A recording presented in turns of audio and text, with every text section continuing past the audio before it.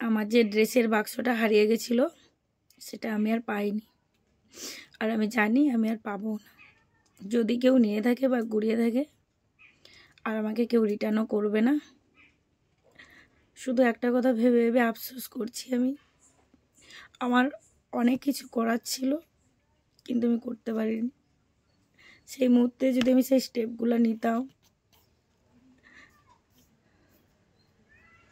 যদি আমি এই বাক্সটা নিজের দায়িত্বে ভালো করে হাতের মধ্যে রাখতাম, তবে হয়তো হারাতো না। আমার এই কেয়ারলেসের জন্যই বাক্সটা হারিয়ে গেছে।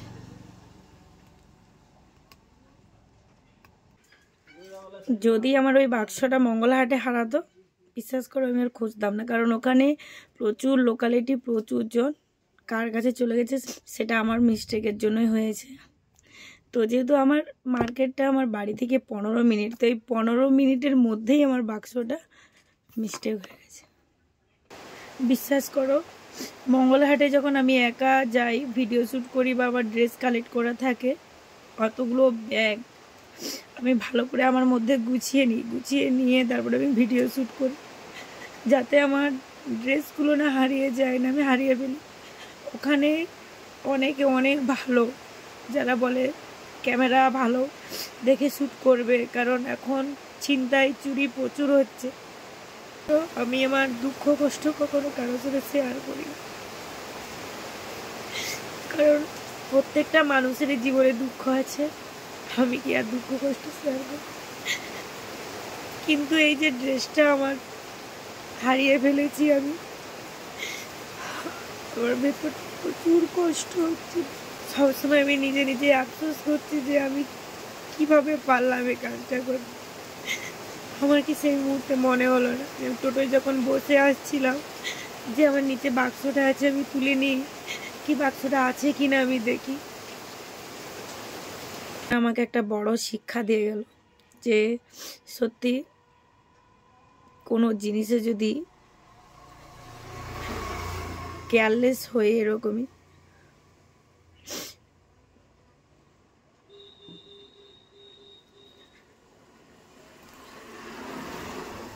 বিশেষ করো, আমি অনেক চেষ্টা করেছি বাক্সটা যাতে আমি ফেরত পেয়ে যাই।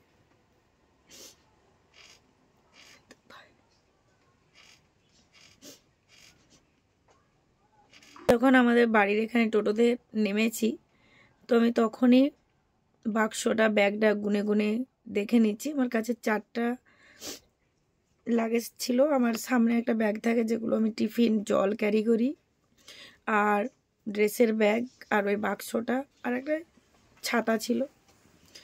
তো যখন আমি মানে গুনতিছি যে আমার আর একটা বাক্স কোথায় গেল, তখন টোটোটা আমার কাছ থেকে ছেড়ে চলে গেছে।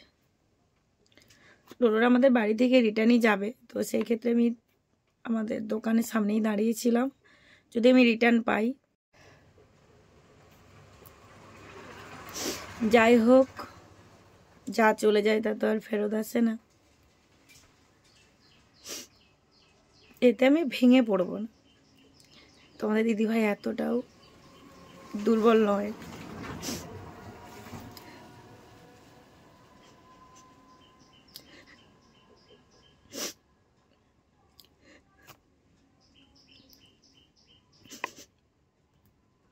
দেখবে আমি একদিন উঠে দাঁড়াবো।